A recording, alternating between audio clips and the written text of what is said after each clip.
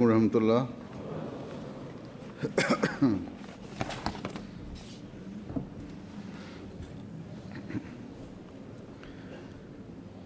अशहदु अल्ला इलाहा इल्लल्लाह वहदहु ला शरीका लहू وأشهد أن محمدا عبده ورسوله أما بعد فأعوذ بالله من الشيطان الرجيم بسم الله الرحمن الرحيم الحمد لله رب العالمين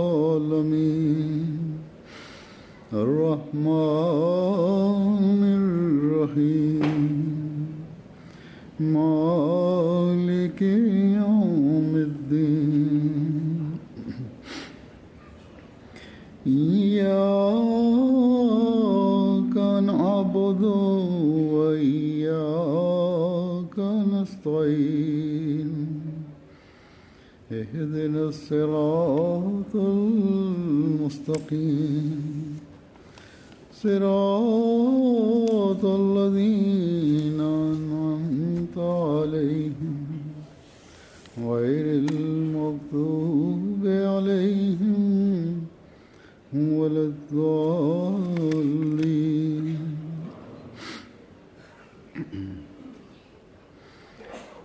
Allah Taala ke fadhil se Alifa mtukufu ayyadahullahu ta'ala bin Nasir al-Aziz anasema kwamba kwa fadhila za Mwenyezi Mungu hapa leo Germany ijtimaa ya Khudamul Ahmadiyya inaanza na vile vile ijtimaa ya Lajna Maila pia inaanza, na huko Uingereza ijtimaa ya Khudamul Ahmadiyya inaanza vile vile. Katika nchi mbalimbali mikutano na ijtimaa zinafanyika leo. Mwenyezi Mungu afanikishe ijtimaa hizi zote kwa fadhila zake. Kila anayehudhuria apate baraka sana katika ijtimaa hii na aweze kutekeleza lengo la ijtimaa hii. Mwenyezi Mungu alinde kila anayehudhuria ijtimaa hii, alinde katika shari ya wenye husuda na shari ya wapinzani. Kwa fadhila za Mwenyezi Mungu kila siku tunaona jumuiya inaendelea kupata maendeleo, na kadri maendeleo yanapatikana katika kila nchi ya dunia, wenye husuda na wenye shari wanapatikana,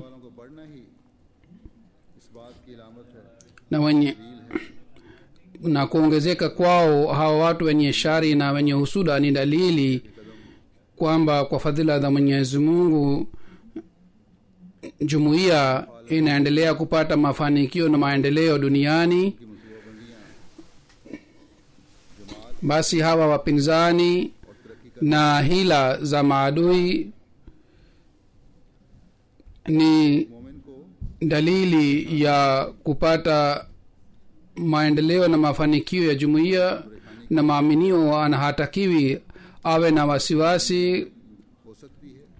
Ndiyo, kama kuna wasiwasi au kama kuna fikira au maaminio anaweza kuwa na fikira, ni fikira hii kwamba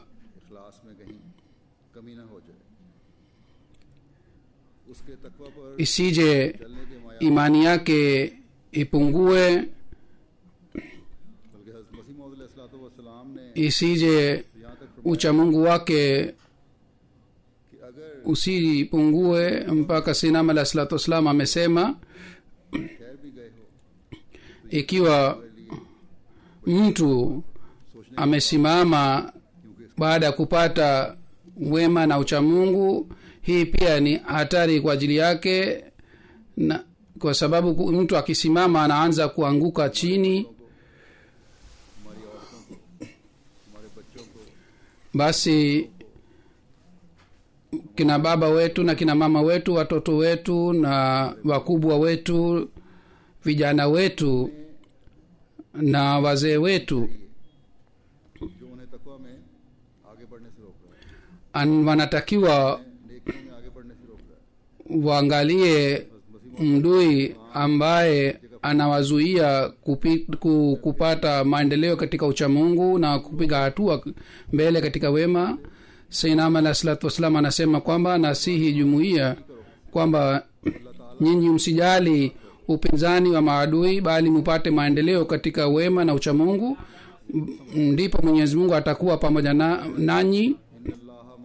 Na wale ambao ni maadui Mwenyezi Mungu atawakamata mwenyewe. Anasema inna Allaha ma'al ladzina taqaw wal ladzina hum muhsinun, yani Mwenyezi Mungu bila shaka anakuwa pamoja na wale wanamcha Mwenyezi Mungu na wanafanya wema. तकवा में हमारे कदम आगे बढ़ रहे हैं, Basi दुश्मन हमारा कुछ भी नहीं बिगाड़ ikiwa tunaendelea kupata maendeleo katika uchamungu na katika wema, mdui hawezi kutupatia hasara yoyote. Takriban zaidi ya miaka 100 na robo tunaona kwamba hivyo ndivyo inavyotokea, na kila mwanajumuiya anashuhudia hivi, na sisi tumeshuhudia hivi katika maisha yetu kwamba mdui aliwaua wapendwa wetu wachache, मालों को तो बेशक लूटा है, इसके बदले में na aliyang'anya mali yetu, जो जाने lakini उनको अल्लाह ताला की wale wanajumuiya दायमी जिंदगी waliouawa wao kwa kupata ridhaa ya Mwenyezi Mungu walipata maisha ya milele, wakawa pamoja na wale ambao wanapata maisha ya milele. पूरी फरमा दी। आप में से बहुत सारे यहाँ बैठे हैं, इसकी गवाह Na upungufu wa mali pia Mwenyezi Mungu जमाती तौर पर भी aliondoa, na wengi miongoni mwenu ni mashahidi. इनामात से नवाजा है Na kwa sababu ya dhabihu hii इसका तो कोई हिसाब ya jumuiya inam zilizopatikana kutoka kwa Mwenyezi Mungu hakuna hisabu yake. दुश्मनों के Ikiwa tunatakiwa tuwe na fikira, basi hatutakiwi tuwe na fikira ya hila za maadui, bali tunatakiwa tuwe na fikira ya kupata ridhaa ya Mwenyezi Mungu, na uchamungu wetu isije ukatoka mikononi mwetu, isije upungufu upatikane. अल्लाह ताला के Ikiwa sisi tutakuwa karibu na Mwenyezi Mungu, maombi yetu yatavuta fadhila za Mwenyezi Mungu, na kama alivyosema Sayyidina alayhi salatu wassalam, Mwenyezi Mungu mwenyewe aliwakamata maadui na anawakamata. सिर्फ मुकामी तौर पर मुल्कों के अंदर इनकी मुखालफत नहीं है, Pamoja na hii maadui kwamba wanapiga kelele sana na wanafanya upinzani dhidi ya jumuiya kwa kutumia magazeti na TV, na kwa kufanya hivi upinzani unafanyika duniani kote, हज़रत मसीह मौद अलैहिस्सलाम lakini upinzani huu unasababisha kutambulisha jumuiya. नहीं पता चलता कि किस तरह हमारा Sayyidina alayhi wasallam pia alikuwa akisema kwamba sisi pia hatujui kwamba namna gani ujumbe wetu unafika. Katika kikao kimoja Sayyidina alayhi wasallam alisema बज़ाहिर watu wanajiunga na jumuiya hii kwa wingi sana. Kwa उनसे was kidhahiri hatujui sababu yake ni nini. एक कशिश लगी हुई हो, Sisi hatujui ni nani ambaye anafikisha ujumbe wetu, bali hii ni kutoka kwa Mwenyezi Mungu, na kwa sababu ya mvuto huu wanavutika na wanajiunga na jumuiya. Amesema Mwenyezi Mungu ameweka mvuto huu mahali ambapo Mwenyezi Mungu anataka kufikisha ujumbe wa jumuiya, ameweka mvuto sawa na hali ile. दावा और आपकी कुतुब पढ़कर आपकी तरफ हुआ, कुछ आप अलैहिस्सलाम के पैगाम Na watu walivutika kwa kusoma vitabu vya sinam alah salatu wassalam na wengine walivutika kwa kusikia ujumbe wake kwa kuwapitia wabashiri na walimu उनकी तड़प देखकर अल्लाह ताला ने na watu wengine kwa kuona hali ya imani yao mwenyezi mungu aliwaongoza कई लोग हैं na anaendelea kuwaonyesha njia ya mwongozo के जरिए से नहीं ni watu wa aina hii या अल्लाह ताला ambao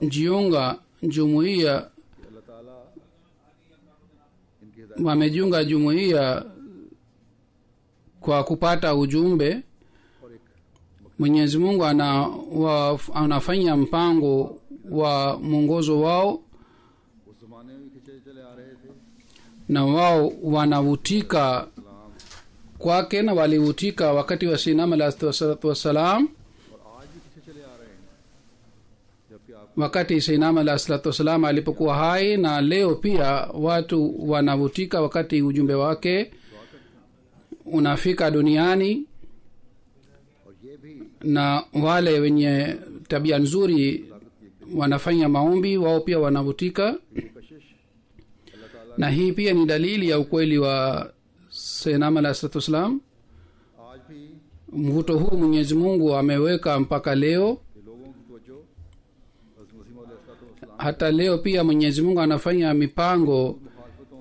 के ya kuwavuta watu kwa sainam alah salatu wassalam kwa pamoja na hii kwamba upinzani unaendelea kuzidi na watu wanaendelea kujiunga kwa wingi katika kikao kimoja sainam alah salatu wassalam इसके बारे में फरमाते हुए kwa kueleza hali ya upinzani na mwenyezi mungu anasema nini alisema इन्ना फिरौना leo usiku व जुनूदुहुमा nilipata ilham inna firauna wa hamana wa junuduhuma फरमाया ये हुआ kanu khatiin मतलब ये कि alisema nilipata ufunuo huu maana yake ni kwamba इस इल्हाम की कि आखिर को जाहिर करूंगा कि फिरौन यानी वो लोग जो फिरौन की खसलत पर हैं और हामान nitadhihirisha kwamba जो हामान की firaun yani wale ambao wana tabia ya firauni na wa haman na wale ambao wana tabia ya haman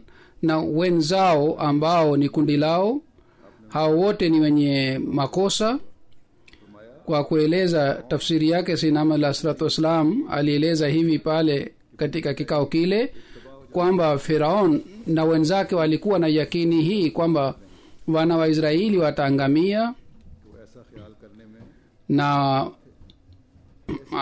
alifikiria kwamba atawangamiza lakini mwenyezi mungu amesema kwamba wao walikuwa wenye makosa vile vile kuhusu jumuiya hii maadui wanasema kwamba jumuiya hii itaangamia lakini lengo la mwenyezi mungu ni lingine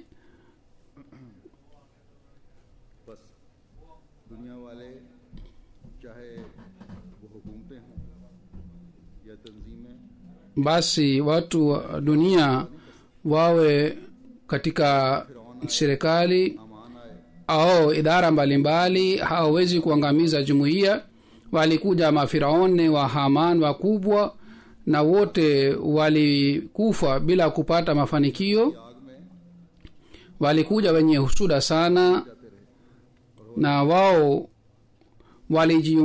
walijiunguza katika moto wa husuda yao शरों का निशाना बनते wenye shari wengi wanakuja हालांकि lakini wanakamatwa na shari yao wenyewe लोगों के रुख फेरता है naeleza fadhila za mwenyezi mungu kwamba namna gani mwenyezi mungu anawaongoza watu तो जैसा कि मैंने कहा sinam alah salatu wassalam pia alisema kwamba hatujui ujumbe unafikaje na mifano yake inaonekana siku hizi pia na mifano yake ni chungu mzima katika mifano hii chungu mzima na katika matukio haya nimechagua mifano kadhaa naweka mbele yenu वो बयान करते हैं बचपन की एक hifadh ahmad saheb mwenyeji wa falastine anasema खबरी दी थी katika ndoto yangu ya utoto wangu mtume sallallahu alaihi wa sallam alinibashiria kwamba utakuwa utakuwa askari wa Imam Mahdi alayhi salatu wassalam. जुबानी कर रहे थे, Siku moja niliona channel moja ya Wakristo. शायद कोई इसका जवाब Wakristo walikuwa wanamtukana Mtume sallallahu alaihi wasallam. Nikaanza kutafuta channel ya Kiarabu, labda jibu lake litapata, lakini kule nilikuta kwamba watu wanaongea kuhusu uchawi na kuhusu mambo ya unafiki badala ya kuwajibu wale Wakristo. Baada ya muda kidogo, muda mfupi, kwa bahati nzuri nikapata MTA. Kwa kuangalia nikahisi kwamba hawa ni watu wa kweli. Kisha nikaanza kuangalia MTA kila siku. Channel hii ilinitetemesha sana, na sasa nimeshapata ukweli. Nataka kujiunga na jumuiya, tafadhali kubali bayati yangu. Kisha ndugu yetu Ahmad Ibrahim Saheb MTA देखने का मौका ni rafiki yetu wa nchi ya Arabuni, anasema nikaangalia MTA mara, na mwanzoni ilikuwa na wasiwasi kidogo, lakini polepole nilianza kupata mwongozo na nilifanya istikhara, nikapata jibu, innal lazina yubayunaka innama yubayuna Allah. Wa familia wanapinga jumuiya hii kwa sababu wao wapo chini ya athari ya mamula. Naomba mniombee nipate mwongozo na familia yangu pia. Kisha Muhammad Abdul Ati Saheb wa Misri anasema kwamba miaka miwili iliyopita nilikuwa natafuta channel na nikapata MTA, na kwa kuangalia MTA nikashangaa, na kwa kusikia tafsiri ya jumuiya nilianza kufikiria. Niliendelea kuangalia vipindi vya mamulla wengine pia, na nikajua kwamba ukweli ulifichika na Islam sahihi ni ile ambayo mnaeleza. Kwa Mwenyezi Mungu akaniongoza. Mimi ni Muislamu wa kawaida. Watu wa familia wote ni wapinzani na hawataki kunisikiliza, na wapo chini ya athari ya mashehe. Naomba uwaombee hawa wote, Mwenyezi Mungu atimize matamanio yake mazuri. Kisha ni Asti Saheb wa Misri anasema kwamba baada ya kujiunga niliona kwamba nimezaliwa mpya, na tunaishi katika zama ya sinama Mtume sallallahu alaihi wasallam, na tulikuwa hatuelewi kuhusu kifo cha Isa alayhi salatu wassalam, lakini sisi tulipata uhakika wake katika jumuiya, na mashekhe wakaanza kutupinga. Sisi tuna nyumba kubwa sana, na tulikuwa na hamu kwamba tubadilishe nyumba hii katika misikiti, lakini Mwenyezi Mungu alikuwa hataki. Lakini sasa inshallah taala tutabadilisha nyumba hii katika msikiti na tutampatia jumuiya. Mashekhe wanajaribu kuturudisha nyuma na kubadilisha amani yetu. Tulifanya istikhara na nikapata jibu kwamba hawa ni maadui na wapinzani wa Sayyidina Muhammad alayhi salatu wasalam. Kwa kuangalia MTA, sisi tulikuwa tukifanya muhadhara na watu, na tulikuwa tukijibu maswali yao, na tunawajibu na tunawahubiri. Na niliwahi kufungwa jela katika njia ya Mwenyezi Mungu. Mashekha walipeleka shutuma za uongo, na nilipata udhia sana katika jela, na nikawahubiri. Huzuri anasema pande moja alikuwa alikuwa anapigwa, na upande mwingine alikuwa anafanya mahubiri, na anasema kwamba kwa kusikia yule askari moja akasema kwamba mimi kwa kusikia dalili zako nimeamini kwamba Isa amekufa. Na kisha akauliza kuhusu jihadi, na akasema sisi tunaamini jihadi ya kujilinda. Na angalieni, lengo lao lilikuwa kuwapoteza katika jumuiya, lakini yeye mwenyewe alipata athari kwa sababu ya mahubiri yake. Na hii ni athari ya mafundisho ya Sayyidina Muhammad alayhi salatu wasalam. anasema kwamba yule askari akauliza maswali kadhaa kuhusu jumuiya na kuhusu wanajumuiya wa Misri, na akaniuliza kwa nini unafanya mahubiri. Nikasema mimi sifanyi mahubiri mimi mwenyewe, bali mtu anaponiuliza lazima nitamjibu, kwa sababu wanajumuiya hasemi uongo.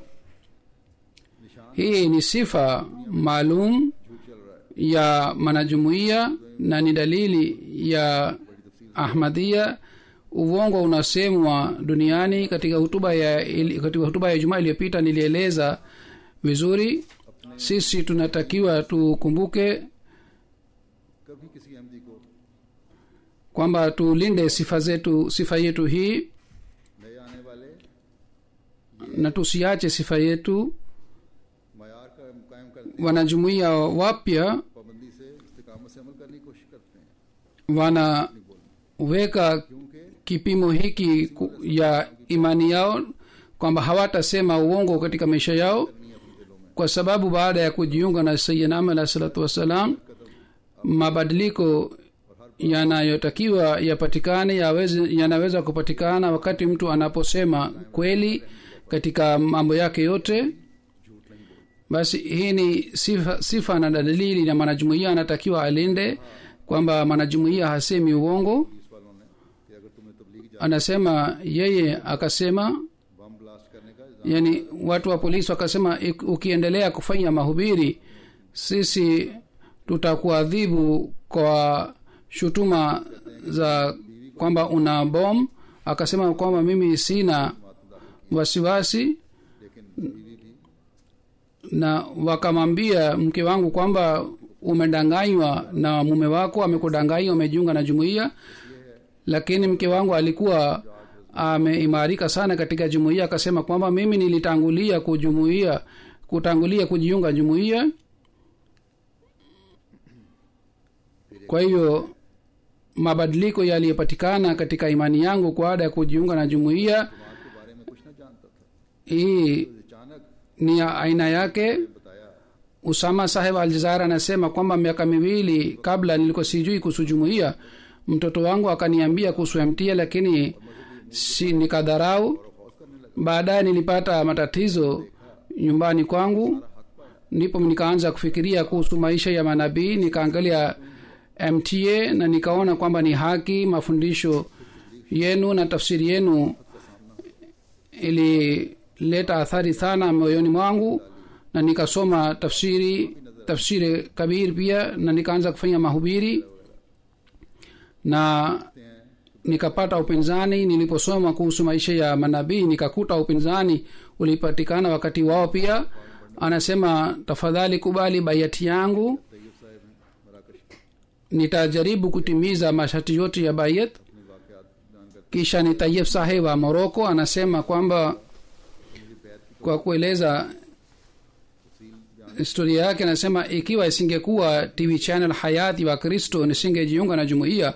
Maelezo yake anasema ni hivi kwamba nilikuwa naangalia kwa muda mrefu channel yao hii, na nilikuwa nikihuzunika sana kwa shutuma zao na kwa kuona hali ya Waislamu kwamba wao walinyamaza, walikuwa hawajibu, na nilikuwa nikihuzunika sana.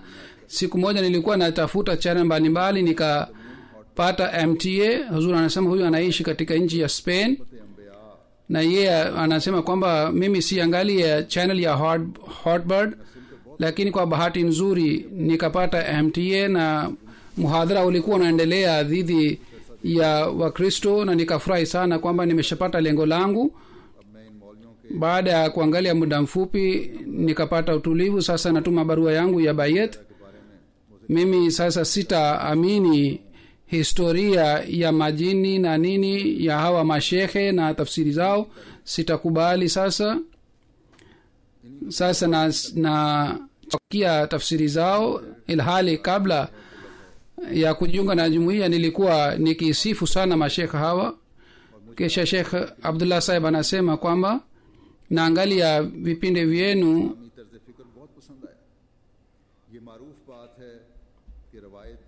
na napenda sana tafsiri zenu na mafundisho mnayoeleza, तफासीर जो लोगों के दिल और दिमाग में रास्ख हो गई हैं na katika tafsiri za maulamaa kuna mambo ya kuchekesha na kuna mambo dhidi ya akili. Kwa mfano kuhusu majini, wanasema kwamba wao wanawakamata watu na majini hawaonekani.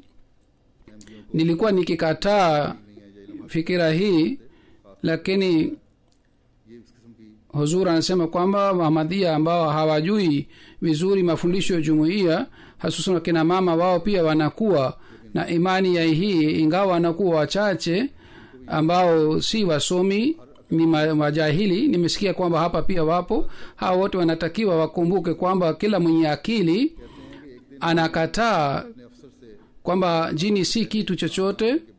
Anasema kwamba siku moja nikamwambia ofisi wangu kwamba Adam alikuwa si mtu wa kwanza, kwa sababu malaika waliposema kwamba atafanya ufisadi ardhini, nikasema ikiwa kule watu walikuwa hapatikani, malaika walijuaje kwamba huyu mtu mwanadamu atafanya ufisadi na uharibifu? Yule ofisa akasema kwamba fikra maoni haya ni ya ufisadi, usimwambie mtu yeyote. Anasema kwamba baadaye nilijua kuhusu MTA na nilifurahi sana kusikia tafsiri zenu. Mwenyezi Mungu alimtuma Hazrat Mirza Ghulam Ahmad Qadiani kuwa Imam Mahdi na alimfunulia siri ya Qur'an tukufu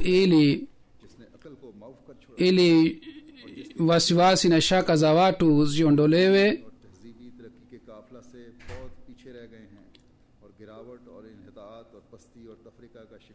Na kwa sababu ya fikira na wasiwasi ile, Waarabu walibaki nyuma sana. Anasema Huzur, kubali bayati yangu. Mimi kwa kujiunga na jumuiya ninasikia raha sana na ninaona fahari. Kisha kuna Yasir Saheb kutoka Amman, yeye anasema June 2011 aliandika kwamba nilikuwa natafuta kwa muda mrefu, nimeshapata alhamdulillah. Kwa kuona hali ya Waislamu wa siku hizi, nilikuwa na hamu kwamba watu Mtume sallallahu angerudi tena kwa ajili ya maendeleo ya Waislamu. Nilikuwa ninatafuta channel mbalimbali, nikapata MTA kwa kuona picha ya Sayyidina Alayhi salatu wasalam. Nikahisi kwamba kama ni picha ya Mtume Muhammad sallallahu alaihi wasallam. Picha ile ilileta athari sana moyoni mwangu. Na rafiki yangu siku moja akaeleza kuhusu Sayyidina Alayhi salatu wasalam na akaeleza kuhusu Dajjal kwamba mradi wake ni mapadi wa Kristo. Mwanzoni nilimkataa, lakini baadaye nikajua uhakika wake. Kwa hiyo mpaka saa 8 niliendelea kuangalia MTA na mapenzi yangu yaliendelea kuongezeka na jumuiya, na Mwenyezi Mungu akaniongoza na akanijalia kwamba nimejiunga na jumuiya. Kisha anasema kwamba vitabu vya Sayyidina Alayhi salam na tafsiri ya Halifa mtukufu wa pili nikasoma, nilipenda sana. Halifa mtukufu anasema kwamba hawa watu si kwamba wanajiunga tu, bali baada ya kujiunga wanaongeza elimu yao. Wao hawaamini kwamba wao ni Wahmadiyya wa kuzaliwa na hawana haja ya kutafuta elimu na hakuna haja ya kuongeza ucha Mungu, bali wanaongeza ucha Mungu wao na elimu yao. Kuna mwanamke mmoja na ana watoto wawili na anaishi Norway. Anasema 2006 niliangalia MTA kwa kusikia maneno yako na kwa kuona picha sahihi ya Islam, nikafurahi sana. Baadaye channel ile ilipotea, lakini 2010 mara nikapata tena na nikaangalia programu ya Al-Hawar al-Mubashir, na kwa kuangalia kipindi hiki nilipata athari sana. Katika mwisho wa programu hii picha ya Sayyidina Alayhi salatu wasalam ilionyeshwa, na kwa kuona picha hii nilijua kwamba yeye ni mkweli, na nikapata huzuni kwamba kwa nini sikujua kabla kuhusu Sayyidina Alayhi salatu wasalam. sasa mimi natoa ushahidi kwamba Sayyid Mirza Ghulam Ahmad Qadiani ni Imam Mahdi. करम मुझे भी इसका मौका Anasema juhudi mnayofanya naheshimu sana, nataka kujiunga na jumuiya hii, na katika juhudi hii tafadhali munipatie nafasi. से इल्म पाकर दी Hii ni jihadi ambayo Sayyidina Salam alitupatia elimu yake, जो सिर्फ मर्दों के लिए नहीं है na sawa na Qur'an tukufu na hadithi za Mtume SAW. Hii ndiyo ni jihadi ambayo Sayyidina Salam ametuambia si wanaume tu wanashiriki, bali wanawake pia wanashiriki katika jihadi hii ya mahubiri. Hussain मोहम्मद सालेह साहब ये भी अलजायर के हैं Kisha कहते हैं ni bana Hussein Muhammad Saleh Saheb wa Aljazair साल कबल anasema kwa kuniandikia, सवाए इस रस्मी इस्लाम के takriban miaka 10 iliyopita nilikuwa sijui kuhusu Islam isipokuwa Islam ile ambayo watu wote wanajua, na nilikuwa na matatizo mengi sana, na nilikuwa nasoma Qur'an tukufu na nilikuwa najaribu kuelewa.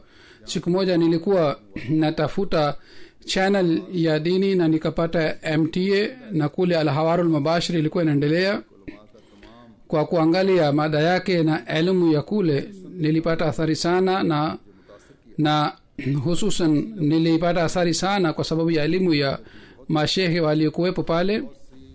Kwa hiyo mimi ni mwanajumuiya wakati huo, और मुझे लिखते हैं कि आपके nime पास हैं और मैंने तफसीर कबीर भी डाउनलोड करके प्रिंट कर ली है ताकि anasema nina vitabu wingi na magazeti, na vile vile ninayo tafsiri kabir pia kwa ajili ya kusoma na kwa ajili ya kufanya mahubiri. Anasema nimechelewa kwa kufanya bayat kwa sababu ya hii kwamba nilikuwa najihisi kwamba ni mwanajumuiya, na nilikuwa naogopa kwamba sije baada ya kujiunga na jumuiya ikiwa sitekelezi masharti basi nitakuwa na mwenye dhambi. Ananiandikia kwamba mfanye maombi Mwenyezi Mungu anipatie imani na anijalie fadhila zake. उनको ये फिक्रें अपने अंदर पैदा करनी Hii ni hali ya wanajumuiya wapya. अहद बैत को Wapo wanajumuiya wa zamani ambao wazee wao walikuwa wanajumuiya, wanatakiwa wao wafikirie kwamba sisi namna gani tutatekeleza ahadi ya bayat yetu, ndipo tutaitwa wanajumuiya wa kweli. ये भी अर्थ है कहते हैं कि 4 साल Kisha ni bana Nasr Saheb, class शुरू हुई ni Morabu pia, anasema kwamba miaka 4 iliyopita nilikuwa natafuta haki na niliangalia mihadhara ya Masuni na Mashia na ya Isna Asharia pia ni kundi la Mashia ambao wanaamini maimamu 12. Anasema kwamba kwa niliangalia mihadhara yote, MTA से हुआ kisha miezi mitatu baadaye nikajua kuhusu MTA. मालूम हुआ कि जमात के बारे में Tahir Hani Saheb akanivuta na nikapata shauku katika jumuiya, एहसान लाई na nikaona इसी तरह अपने मुआशरे kwamba माँ का अपने से ख्यालात में खिलाफ shutuma na upinzani unaoenezwa dhidi ya jumuiya msingi wake ni kitabu cha Ihsan Lahi Zahir. कि यहाँ हमारे पास कुछ शिया हैं Vile vile hali ya mashekhe ilinisumbua sana kwa sababu ya tabia yao wanakuwa wanayo dhidi ya wapinzani wao.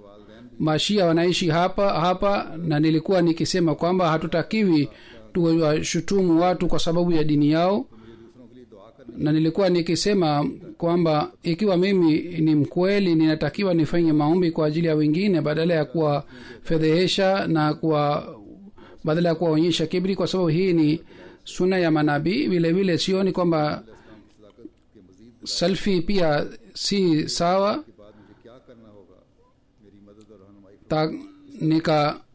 Nikamwandikia Tahir Hani Saheb kwamba uniongoze kwamba baada ya kujiunga ninatakiwa nifanye nini. साल से एमटीए देख रहा हूँ Kisha ni Gharib Muhammad Saheb wa Iraq anasema kwamba miaka 3 iliyopita naangalia MTA na nafanya utafiti. Nilifanya istikhara lakini sikuona ndoto yoyote, lakini niendelea kufanya istikhara. Siku moja mtu mmoja ananiambia katika ndoto kwamba Mtume sallallahu alaihi wasallam anakuita. Yule mtu तब मैंने एक akanipeleka pamoja naye, na katika hema moja फिर वही शख्स कहने akanipeleka akasema umsalimie mtume saa salam, na nikaenda ndani ya hema na nikamsalimia mtume saa salam, na kisha akasema kwamba uende katika mlima mwingine na kule pia katika hema ni mtume saa salam umsalimie. Na nikashangaa kwamba mtume saa salam anawezaje kuwa wawili, lakini katika mlima mwingine katika hema nilimwona mtume sallallahu alaihi wasallam, ingawa alikuwa fupi kidogo. Kwa hiyo nimeshapata uhakika nataka kujiunga na jumuiya, na nimepata athari sana kwamba wanajumuiya kutoka nchi mbalimbali, watu wa aina mbalimbali wanajiunga na jumuiya, na kuleta waislamu chini ya mkono moja ni jumuiya tu ambayo inafanya kazi hii. Khalid Saheb anasema siku moja asiyekuwa mwanajumuiya akaniambia kwamba hawa wanajumuiya wanaamini kwamba Masihi Maud ameshakuja Qadian. Kutoka mwanzo moyo wangu ulianza kupata utulivu, kisha niliangalia mtia na nikapata utulivu zaidi, na nikamwambia yule rafiki kwamba nataka kujiunga na jumuiya. Yeye akasema, je, umekuwa mwenda wazimu? Nikasema moyo wangu umepata utulivu, nataka kujiunga na jumuiya. Na mara ya kwanza kwa kuona picha ya Sinama alayhi salatu wassalam niliamini kwamba yeye ni Masihi Maud, na MTA inaeleza picha halisi ya Islam na tafsiri halisi. Alhamdulillah, kwa kupitia nilijua kuhusu imamu wa zama hii. Mwaka moja kabla nilimwona mtume sallallahu alaihi wasallam katika ndoto. Mtume sallallahu alaihi wasallam akanibusu, nikaeleza hali mbaya ya maulama wetu. Kisha yeye anaandika kwamba umetuonyesha njia iliyonyoka, na ananiandikia kwamba nina hamu kwamba nifanyie bayat juu ya mkono wako. Hazur anasema kwamba ni matukio chungu mzima. Tukio hili nimechukua kutoka Afrika. Amir Sawa Gambia anasema kwamba katika sehemu fulani mpango wa tabligh ulipangwa. Aliyo Kamara Saheb, kwa sababu ya mpango huu tuliwasiliana naye. Katika Afrika wanaongeza wao opesh aliyo, maana yake ni kwamba aliambiwa kuhusu jumuiya, na wiki mbili muhadhara iliendelea pamoja naye. Kisha Sadr Saheb mwenyekiti alimwambia waombe mwongozo kutoka kwa Mwenyezi Mungu, na mimi pia nitafanya maombi kwa ajili yako. Mwenyezi Mungu akafanya hivi kwamba tarehe 25 na 26 usiku 2011 aliona katika ndoto kwamba kuna mzee mmoja mwenye kilemba anamuita, anasema njoo hapa, mwongozo utapata hapa. Asubuhi akaeleza ndoto yake, akasema mzee niliona katika ndoto yangu ni yeye ni Masihi aliahidiwa, kwa sababu aliwahi kuona picha ya Sayyidina Ahmad alayhi salatu wasallam katika literature ya jumuiya. Alipewa bayat form na akaambiwa kwamba asome vizuri masharti zote za bayat. Aliposoma bayat form akasema mimi siwezi kusubiri zaidi, kwa hiyo akajaza bayat form wakati huo ule na akajiunga na jumuiya. Kisha Amir Sawa Ivory Coast anasema mkoa wake katika kijiji cha Miakara kulikuwa mtu mmoja ambaye alikuwa akitengeneza hirizi. Jina lake lilikuwa Kone Ibrahim. Aliona ndoto kwamba mzee mmoja anakutana naye na anamwambia kwamba mimi ni Isa nabii. Siku moja alikuja katika mission house, kwa kuona picha ya Sayyidina Ahmad alayhi salatu wasallam akashangaa kwamba huyu ni mzee yule ambaye alikuja katika ndoto yangu na alisema yeye ni nabii Isa. Kwa hiyo akajiunga pale na akatubu katika kazi yake ya kutengeneza hirizi. Hazur anasema kwamba matukio ni chungu mzima. Kwa kusoma matukio haya yanaonekana kwamba namna gani Mwenyezi Mungu anaongoza watu wenye tabia nzuri, pamoja na hii kwamba wanakuwa na upinzani na wanapotezwa na mashehe wao na wanajaribu kuwapoteza mashehe wao, lakini katika njia mbalimbali mwenyezi mungu anawaongoza एक कशिश की कैफियत kwa kusikia ujumbe wa sinam alahi wassalam au kwa kuona picha ya sinam alahi salatu wassalam wanapata mvuto wa aina fulani कहीं ज्यादा है। kwa fadhila za mwenyezi mungu. Maendeleo na mafanikio ya jumuiya ni इलाही काम है। zaidi katika juhudi ambayo tunafanya. नील को तो इंशाल्लाह Basi kazi hii ni ya mwenyezi mungu, लेकिन lazima itapata ushindi कि हमने अपनी हालत na kazi hii itakamilika, lakini mafanikio haya yanatukumbusha sisi kwamba में अहमियत कबूल की थी। kwamba sisi ambao tumezaliwa katika jumuiya na tumejiunga na jumuiya kwa muda mrefu, sisi tunatakiwa tuwe na wanajumuiya wa aina gani, tunatakiwa tufanye nini na tunatakiwa tuwe na sifa gani. Kama niliyosema kwamba Sayyidina Ali sallallahu alaihi wasallam alisema, ikiwa mnarudi nyuma katika wema, mnatakiwa muwe na fikira. Pengine mtu anaendelea kuanguka na anaenda mbali. हमने कर ली, इस पर हमें गौर करते रहना। Baada ya kujiunga na jumuiya, ni mambo gani ambayo tunatakiwa tuyafanye? Tunatakiwa tuendelee kufikiria jambo hili.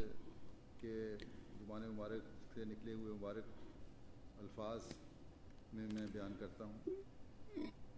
हज़रत मसीह अलैहिस्सलाम फरमाते Naeleza maandiko kadhaa ya Sayyidina Ali salatu wassalam kuhusu nasaha za jumuiya. Anasema हैं हिफाजत kwamba sheria ina sehemu mbili और दूसरे हक़ na mwanadamu anatakiwa alinde sehemu zote. Ya kwanza ni haki ya Mwenyezi Mungu na ya pili ni haki ya wanadamu. Haki za Mwenyezi Mungu ni kwamba mapenzi ya Mwenyezi Mungu na utii wake na ibada yake, umoja na sifa zake, mtu mwingine asishirikishwe na Mwenyezi Mungu. Na haki za wanadamu ni kwamba किसी भी किस्म का ना किया जाए। mtu asifanye dhulma na kibri na ndugu zake, सुनने में तो ये दो ही फिक्रें हैं। फरमाते हैं सुनने में तो yani asiwe na upungufu katika hulka zake njema. Sayyidina Ali alayhi salatu wasallam anasema katika maneno ni maneno mawili, lakini kutenda ni kazi ngumu sana, na hii ni kazi ambayo mwanajumuiya amepewa. Si kazi rahisi. Sisi hatuli hulwa tamu tamu kama mashekhe wanakula, bali sisi tunatakiwa tuzingatie hali ya vitendo vyetu. उसका फजल मांगे हमारे कदम को पीछे Basi kila wakati kuanguka mbele ya Mwenyezi Mungu, tuombe msaada kutoka kwake. E Mola, tusirudi nyuma na tupate maendeleo katika uchamungu, na kila wakati tuwe na fadhila za Mwenyezi Mungu. Amesema mwingine anakuwa na ghadhabu sana, anapata hasira mara moja. Anapokuwa katika hali hii, basi moyo wake hauwezi kuwa safi. ना उसकी ज़ुबान पर Anapokuwa katika hasira, basi katika hali hii ulimi wake na moyo wake कीने पलते हैं। hawezi kuwa safi. Na hivi ndivyo tumeona kwamba ihtilafu inapatikana, na ulimi katika hali hii unatumiwa पाक मंसूबे करता है। katika hali hii kwamba hauonekani ni ulimi wa mwaminio. Kisha anasema kwamba anafanya hili dhidi ya nduguye na anamtukana nduguye. Mengine anakuwa na tabia ingine mbaya, na kwa kufuata tabia hii anavunja mipaka ya Mwenyezi Mungu. Kwa mfano, kuangalia maovu kama film, शहवत है जो गालिब हो जाती है। नौजवानों को na katika hali hii mtu hawezi kuwa na ucha Mungu. फरमाया गरज Vijana wanatakiwa wazingatie sana jambo hili. की हालत बिल्कुल Amesema madamu जमुन मलय ग्रोह में दाखिल manadamu जिसके जरिए सच्ची मार्फत का hawezi kuwa na tabia safi, दाखिल नहीं हो imani ambayo inamleta karibu na Mwenyezi Mungu na inapata nuru ya Mwenyezi Mungu, hawezi kuingia katika imani hii. Basi jambo hili ni la kufikiria sana, kwamba ahidi kwamba tutapiga hatua katika imani, lakini Sayyidina Alayhi Wasallam anasema kwamba ikiwa hali hii inapatikana, imani haiwezi kupata maendeleo. Amesema mtu anatakiwa afanye juhudi kwamba mwanajumuiya ajitahidi kurekebisha hulka zake. अपने अखलाक को भी दुरुस्त करो। ikiwa ameamini kwamba atamwabudu Mwenyezi Mungu mmoja, basi katika hali hii arekebishe hulka zake. Sayyidina Alayhi Wasallam anasema kwamba ninaona kwamba hulka zimeharibika sana siku hizi. Hazur anasema wakati huo hulka ilikuwa nzuri sana, lakini Sayyidina Alayhi Wasallam anasema kwamba naona kwamba watu wengi wanakuwa na maradhi ya kufanya dhana mbaya na hawaweki dhana nzuri kuhusu ndugu zao, na wanaeleza aibu mbalimbali katika ndugu zao, ikiwa wao wenyewe aibu hizi ikielezwa ndani yake atakasirika. Haitakiwi nyinyi mufanye dhana mbaya kuhusu ndugu zenu, na kwa sababu ya hii mapenzi yanaongezeka na umoja unapatikana, na mtu anajiepusha katika husuda na katika kibri ya kila aina. Wapinzani wana usuda dhidi zetu, ikiwa sisi wenyewe pia tutakuwa na usuda dhidi ya ndugu zetu, basi haina haja ya kujiunga na jumuiya.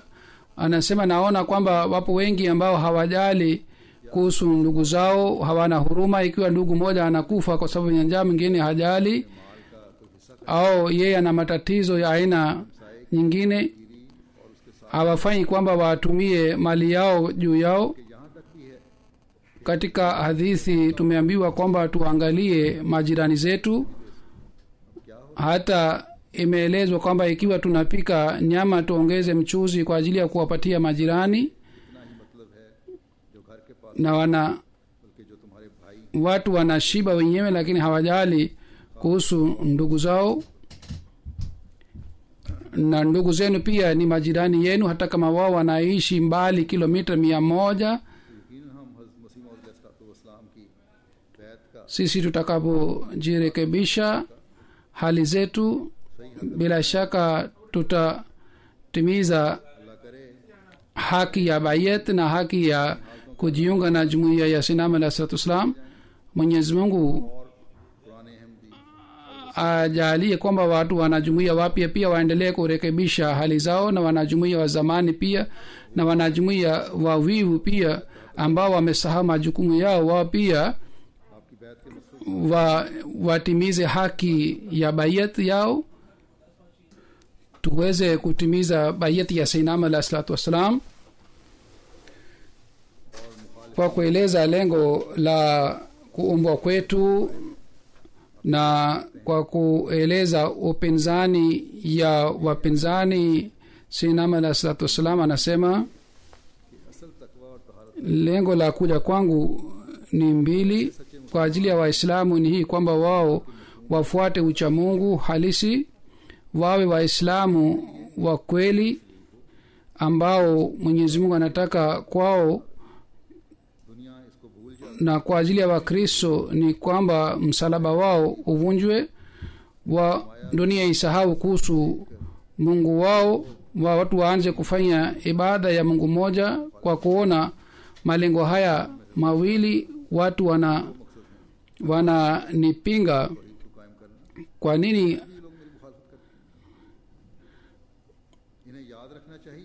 Na kwa kuona malengo haya mawili, watu hawa wananipinga. Wanatakiwa wakumbuke kwamba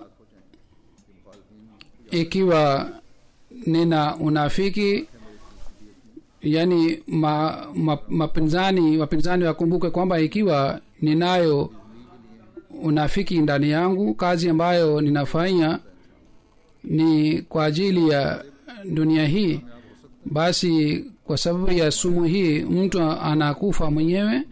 je mungu anaweza kupata ufaulu? Mwenyezi Mungu anasema inna allaha la yahdi man huwa musrifun kazab, bila shaka Mwenyezi Mungu hamongozi anayekuwa mwongo. जो काम अल्लाह ताला के Kuhusu mwongo, uongo wake unatosha सबूत के लिए हों, kwa ajili yake, खुद अल्लाह ताला के अपने ही हाथ का लगाया हुआ पौधा हो। lakini kazi ambayo inakuwa kwa ajili ya kuonyesha na kuthibitisha jalali yake, मेरा सिलसिला अगर basi malaika wanatimiza kazi ile. Hakuna anayeweza kuzuia kazi hii. Kumbukeni kwamba ikiwa silsila hii yangu ni biashara ya dunia, itangamia yenyewe, lakini kama hii ni ya Mwenyezi Mungu, hata kama dunia nzima inakuwa mpinzani, kazi hii itaendelea kuongezeka na malaika watalinda wenyewe. Hata kama habaki mtu mmoja pamoja nami na hakuna anayenisaidia, nina yakini kwamba mimi nitafaulu katika kazi hii. Sasa angalieni matukio tuliyosikia. Mwenyezi Mungu mwenyewe anaweka mioyoni mwa watu. Katika mtu mmoja katika watoto wake aliweka moyoni mwake kwamba wewe ni askari wa Sayyidina alayhi salatu wasalam, na alipokuwa mkubwa akajua kwamba Imam Mahdi ameshakuja. Namna gani Mwenyezi Mungu anaendelea kuleta wasaidizi kwa ajili ya Sayyidina alayhi salatu wasalam. Na hii ndiyo ni maana yake kwamba hata kama mtu yoyote hanisaidii, Mwenyezi Mungu atanisaidia. Tunatakiwa tuzingatie hali zetu. Sayyidina alayhi salatu wasalam anasema, mimi sijali kuhusu upinzani, bali mimi naona upinzani huu ni muhimu sana kwa ajili ya maendeleo ya jumuiya. Haiwezi kutokea kwamba nabii wa Mwenyezi Mungu alikuja duniani na watu walimkupokea bila upinzani. Hali ya duniani ni ya ajabu. Mtu awe mkweli kiasi gani, lakini wengine hawamwachi, bali wanafanya shutuma, wanaleta shutuma dhidi zake. 4-4-5-500 Ni fadhila za Mwenyezi Mungu kwamba jumuiya yetu inapata maendeleo. Baadhi wakati napokea barua 400-500, na kila siku napokea barua 10 au 11 12 ambao wanajiunga na jumuiya, na tena ni watu ambao wanakuja hapa Kadhiana wanajiunga na jumuiya. Hazur anasema kwamba kama nimeeleza katika matukio mbalimbali kwamba duniani kote Mwenyezi Mungu ameleta hali hii kwamba baiyat zinazidi kila siku hata zaidi ya maelfu. Mwenyezi Mungu anaendelea kufanya kazi yake. Mwenyezi Mungu atujalie sisi pia tutimize haki ya kujiunga na jumuiya. न्याय तारफाना दुआ पेश Mishoe naeleza dua moja ya Sayyidina alayhi salatu wassalam. Hii dua hii inaeleza hali ya moyo wa Sayyidina alayhi salatu wassalam. Katika kikao, hali ya matetemeko ya ardhi ilikuwa inaendelea. हम तो ये दुआ करते To Sayyidina alayhi salatu wassalam alisema kwamba sisi tunafanya dua hii kwamba Mwenyezi Mungu alinde jumuiya Nabi Karim na idhihirike juu ya dunia kwamba Mtume sallallahu alaihi wasallam alikuwa mtume Mwenyezi Mungu, कैसे na watu wawe na imani juu ya Mwenyezi Mungu. Wapatikane matetemeko ya ardhi ya aina gani, lakini watu wajue kuhusu Mwenyezi Mungu. Mwenyezi Mungu afanye kwamba siku hizi pia kuna maafa na maangamio yanapatikana. Watu kwa kupitia hali hii wamtambue Mtume sallallahu alaihi wasallam na imamu zama hii, na watu kwa kumtambua ashiki wa Mtume sallallahu alaihi wasallam wapate hali yao ile yenye heshima na waweze kuimarisha umoja wa Mwenyezi Mungu. Amin.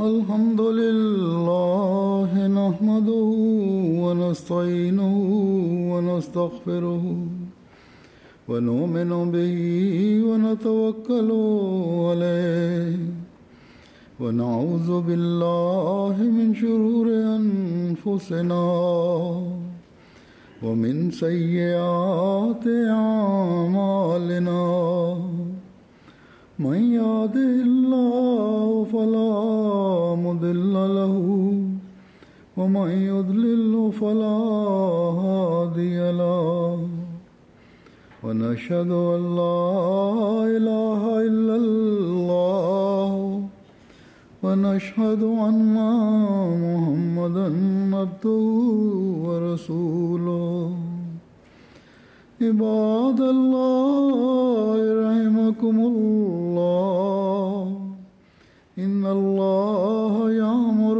بالعدل والإحسان وإيتاء ذي القربى وينهى عن الفحشاء والمنكر والبغي يعظكم لعلكم تذكرون اذكروا الله يذكركم وادعوه يستجب لكم ولذكر الله أكبر